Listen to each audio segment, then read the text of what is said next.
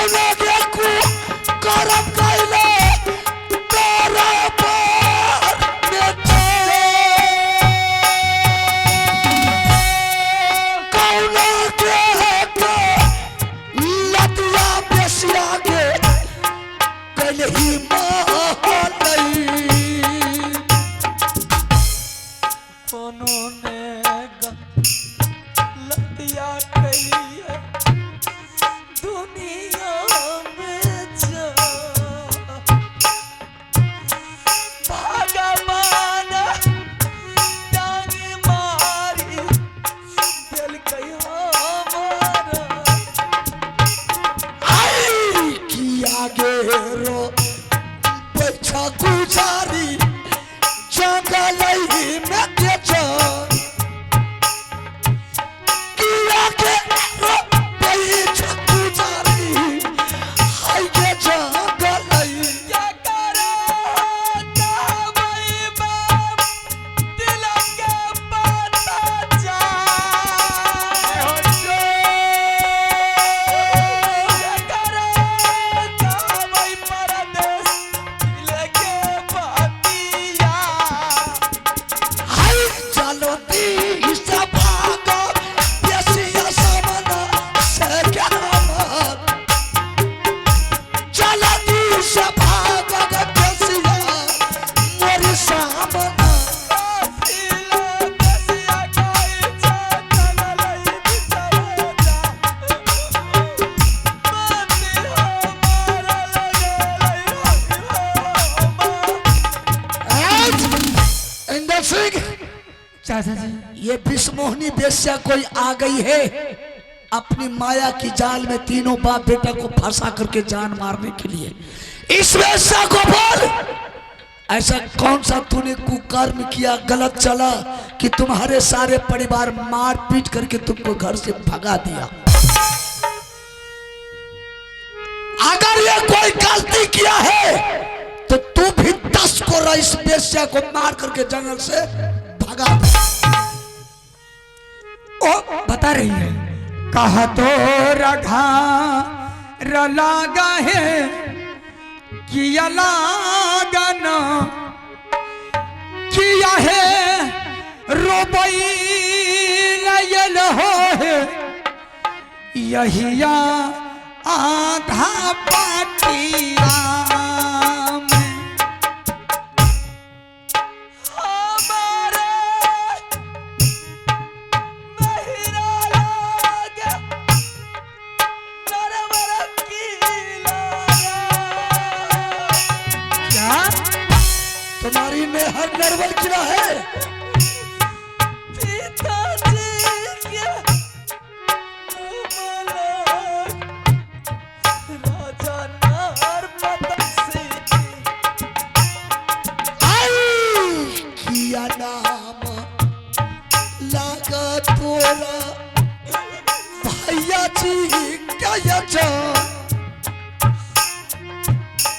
किया नाम लागा तोरा भैया जी मारा खाए भैया के लहासिंगा का आयला छोटा का दुलारुआ भैया पथल सिंगला कहमा सासू रारी लागा तोहरा के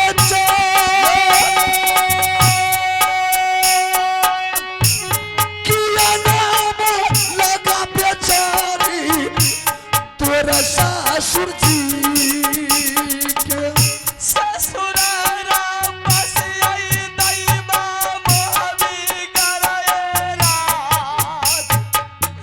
ससुर के नाम लगई राजा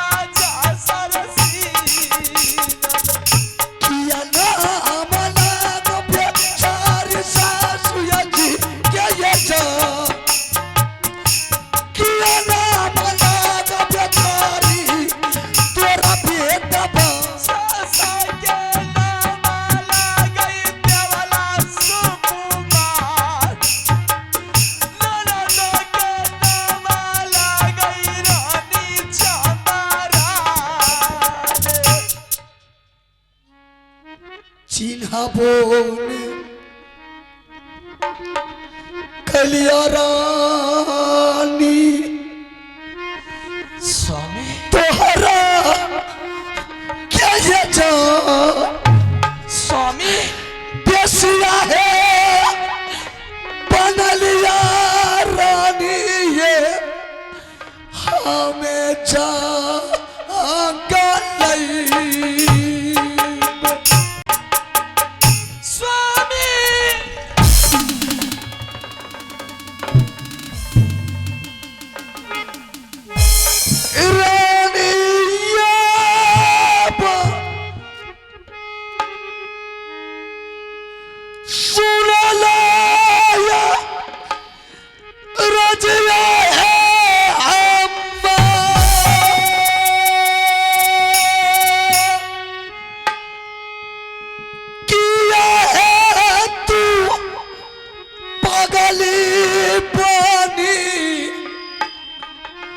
भटका जंगल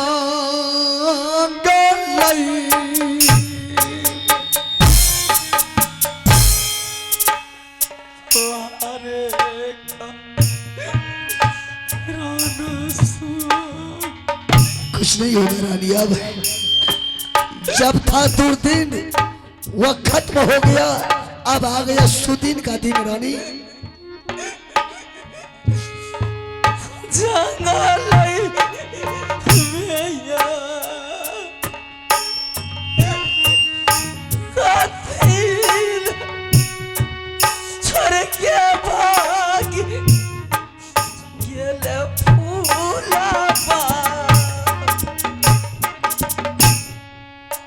मिलियन भेलै रानी तोहरा सयजा मिलियन भेलै रानी ये अब तोहरा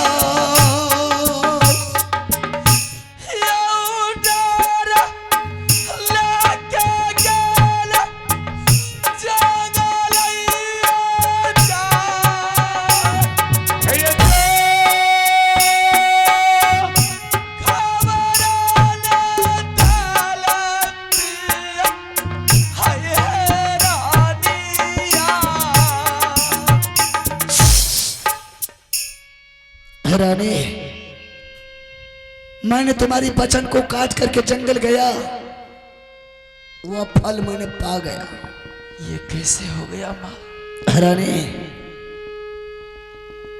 वह कोई दूसरा साधु महात्मा नहीं आया था, वह दुश्मन मामू जी साधु का भेष बन करके आए थे और भोजन के बदला में वह हरामजादा मेरा कोड़ कलेजी लेकर के चला गया। हाँ रानी मुझे माँ दुर्गा ने जान बचाई है। आज वह दुश्मन के लिए मैंने लाखों साधु महात्मा को मुंड काट करके माँ दुर्गा के मंदिर में चढ़ा दिया। देख रानी मेरे लिए मेरे भाई भी पागल बन करके दर बदर का ठोकर खाया। जिस बेटा को मैंने खोआ मछली मक्खन दूध खिलाता था वह बेटा भी आज मेरे याद में दर बदर का ठोकर खाया। करिया पार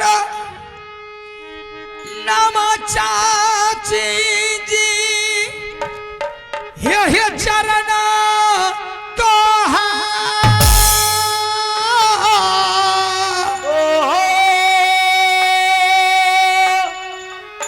रही गई है दुलरुआ बेटा है हम हे चाची के जिया हो खेलौना सुगा बोला था बाबू हमारा कैसा नाल बनैले हो छाती के लागी जावा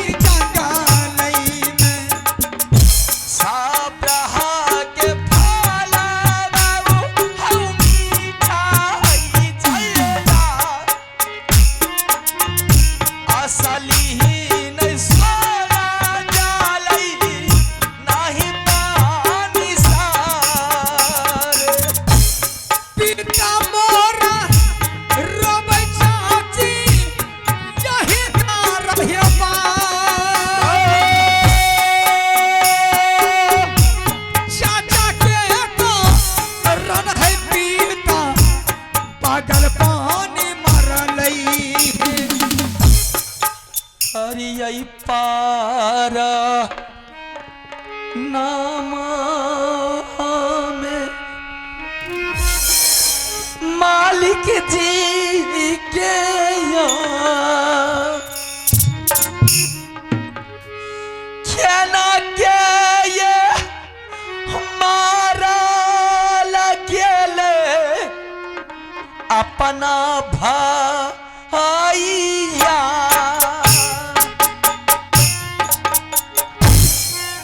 सादा है सो आगन दुल्हीन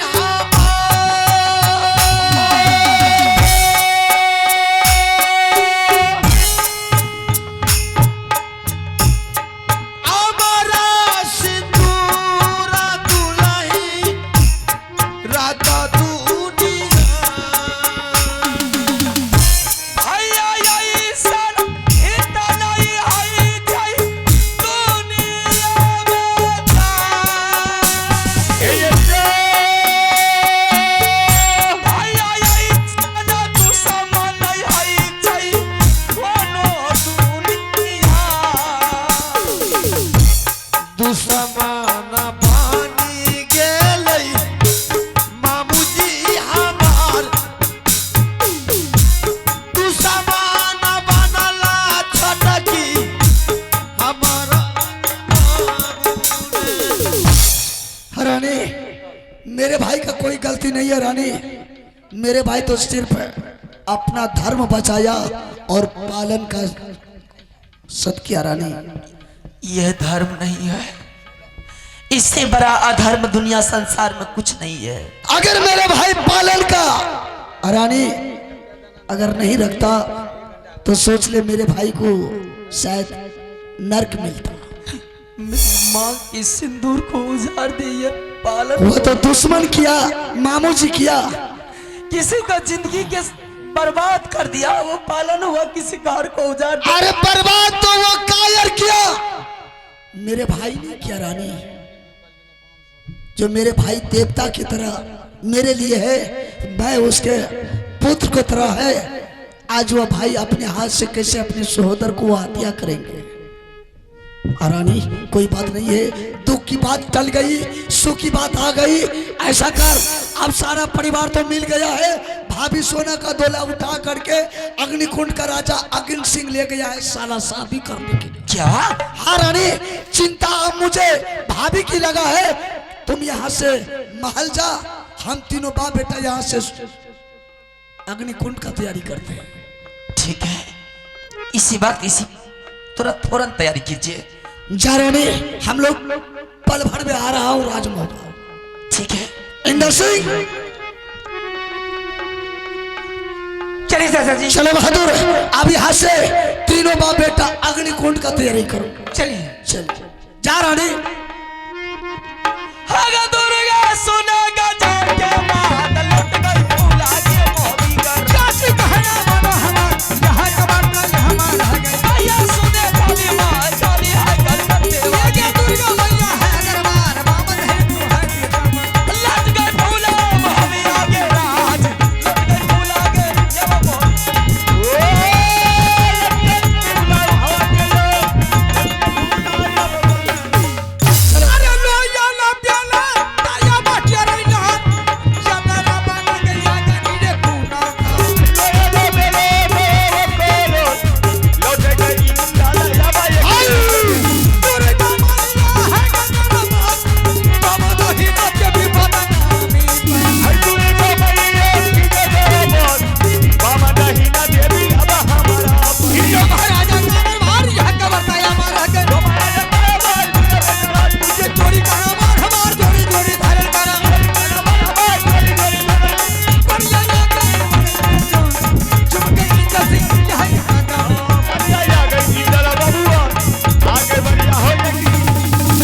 इंदर सिंह हाँ चाचा जी वह दुश्मन को माँ की लगा करके गाली दो ठीक है और गाली का आवाज सुनेगा वो हरामजादा दौड़ के आ जाएगा दरबार ठीक है मैं आवाज बोला गाली दे करके बोला हरामजादा हिजरा के बच्चा सारा मारे सुन ले यागनी रे सिंह करे जहां ये रे दादर यैला पाजिर यगनीपुर रे नागाराने चले बरहबा अग्नि हो सिंह था जहाँ का जहरी रे अग्नि ही को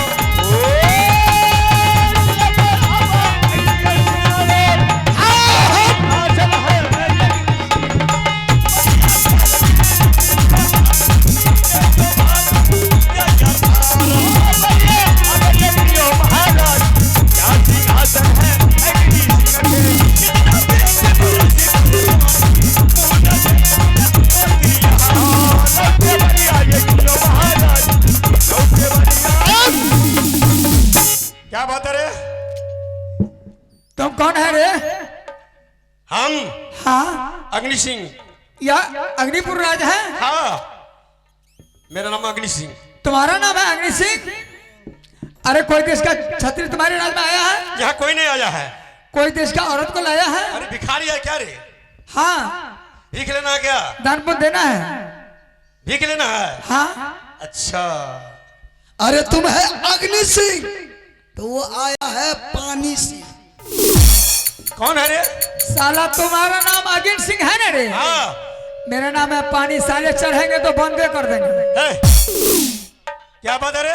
तेरी माँ का इतना मार मारेंगे सारे गमर से झिल्ली झाड़ देंगे। पहन दे तो खत्म है। मुझे झल्ली झाड़ देगा? हाँ झल्ली तो तुमको झाड़ जाएगा। अरे तू फैसला करेगा हमसे? क्या? साला आधा तो फटा हुआ और नाक पकड़ के उतार देंगे। हेलो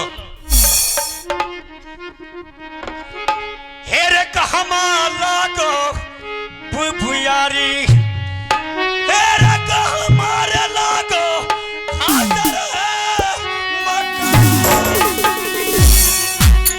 ए कौन कुल के बालक तू लागे हेरे नाम बता दे तू अग्नि सिंह का जाग रगरा मछहर अग्नि कुंड में सब तो रहे मदद मेरे नाम जब सलामूर राजा मुझे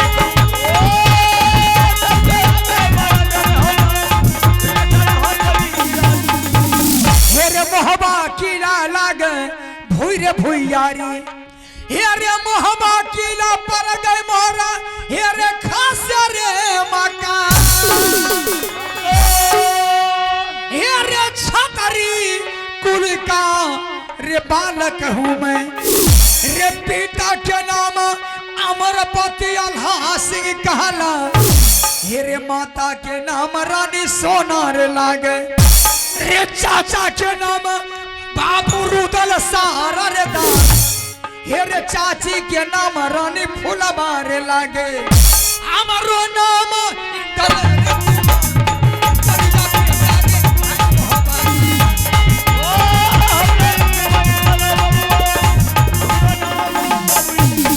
क्या तुम्हारा घर पड़ता राज मोहब्बा? महापराग पिताजी के नाम अमरपति आला सिंह चाचा जी के नाम बाबू जंगी रुदल सिंह। तुम्हारा क्या नाम है? मेरा नाम इंद्र कुमार। तो क्या कर रहे हो? पाछे में कौन आया रे? तुम्हारा बाप आया है।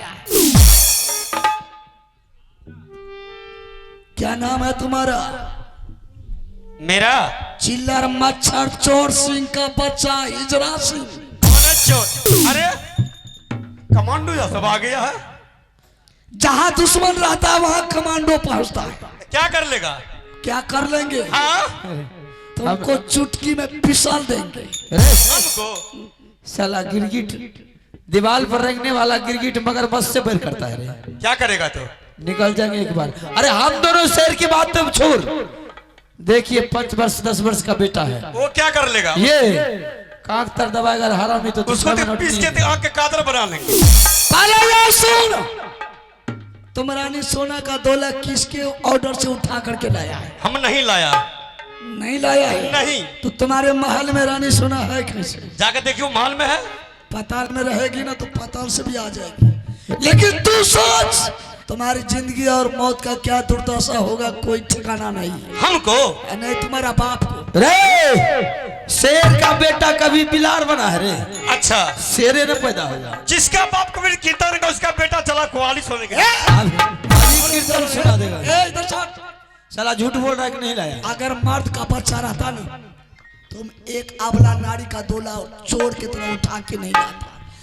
अगर तुम छतरी का औलाद रहता तुम्हारे बाजू में ताकत था तुम्हारे बदन में खून था तुम मेरे राज महाबा में टीका भेजा देता। चोर का काम कायोड़ों का नहीं करता। तीनों को मरना है क्या यहाँ? तीनों मरना नहीं है तुमको पीस बना करके आंख में लगाना। चलिए मास्टर साहब।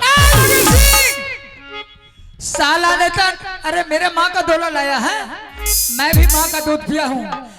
माँ का दूध का कर्ज आज मैं चुकाऊंगा।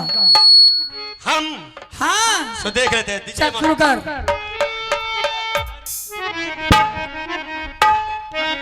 हेरे किनकर मैया सोरी घर में हेरे सोठ यादी बना अरे खाक अरे फैसला करी तेरा अग्नि सिंह के हेरे तोरा शासन छतरी का साला देखेंगे तुमको। तोरा रे मारी दाना जल्दी उतर जा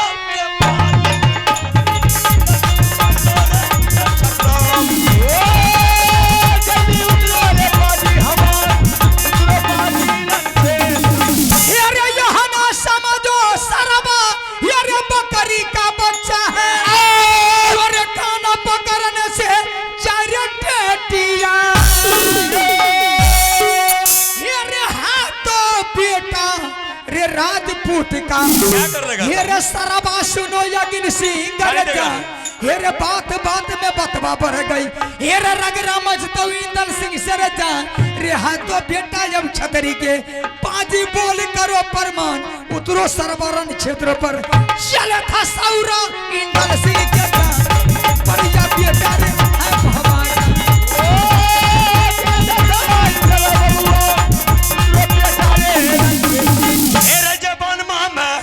अग्नि सिंगर जय हेरे कतना छतरी का पतला गल जा अब मैं सब बियाह करा दे दोनों बाबू। कतना तिरिया का गरब रे गिर गए हेरे बगबा जंगल से जाय न पड़ा थारे बगनिया का अग्नि रे तू है बगबा कर चोरी बाप रे बाप अब न बच पइला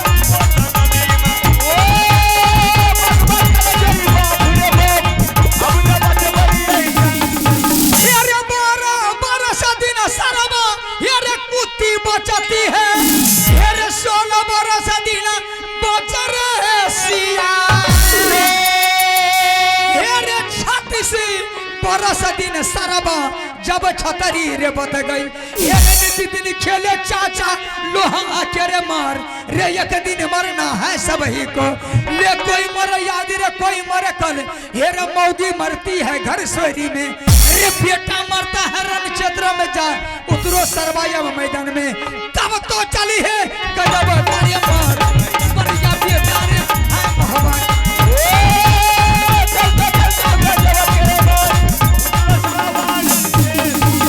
चल फैसला कर ले। क्या फैसला करेगा? कर लेंगे। चल तैयार हो जा। जजमान तेरा काल मर रहा है।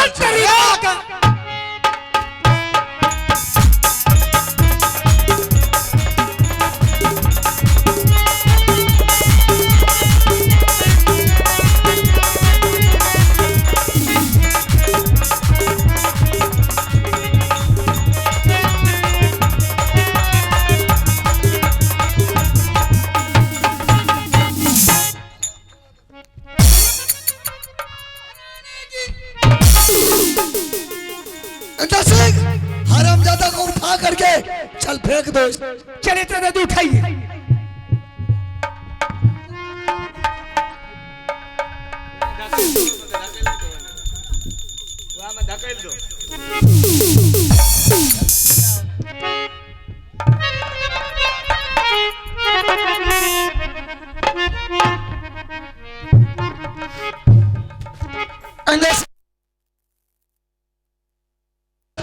राज महाबा चलो। ठीक है चाचा जी, मैं माँ को बोलो ना।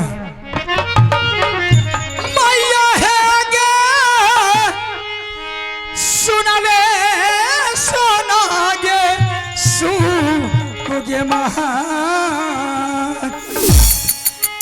आई लगे दुलारू वा बेटा गे बाबू इंदल सिंह ने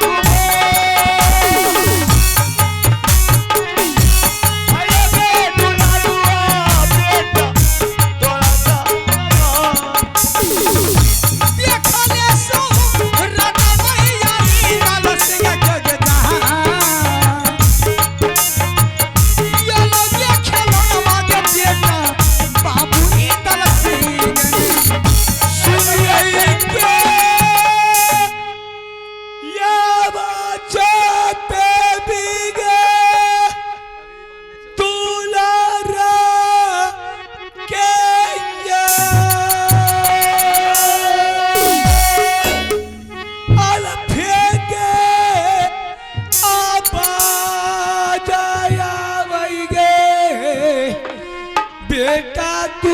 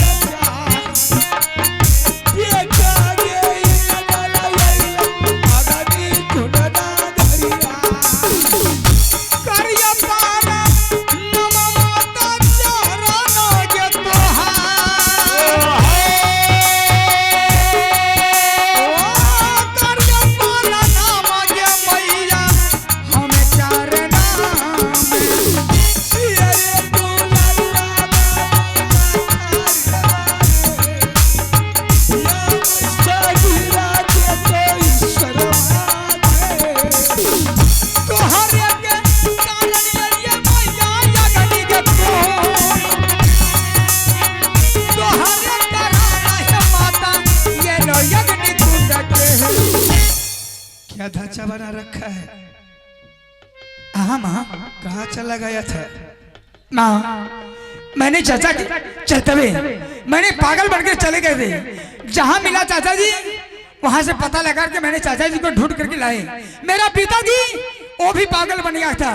मुझे पिताजी से मुलाकात हुआ और चाचा जी से, और मैं भी ने चाचा के चलते हुए पागल बनकर के चले गए थे। चाचा मिला, पिताजी मिला, और मैं महल के लिए जब गया महल खोदने के लिए मैं माँ से मुलाकात करेंगे तो माँ तो महल में नहीं है।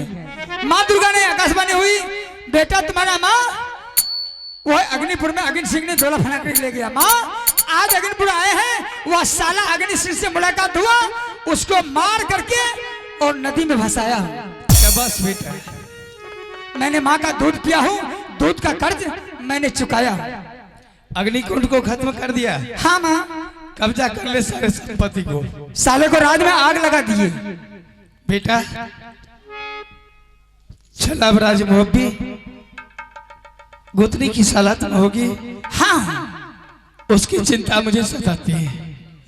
चल और तू जो बोल रहा है कि चाचा लोग मिला है, मुझे तो यकीन नहीं हो रही है। मुलाकात करा दो, एक बार देवर से मुलाकात करा दे मुझे।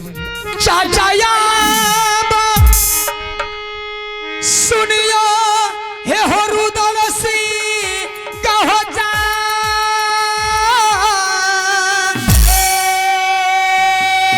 ये कबेर मूला का कहो चाचा जी करियो हे माँ हाता जी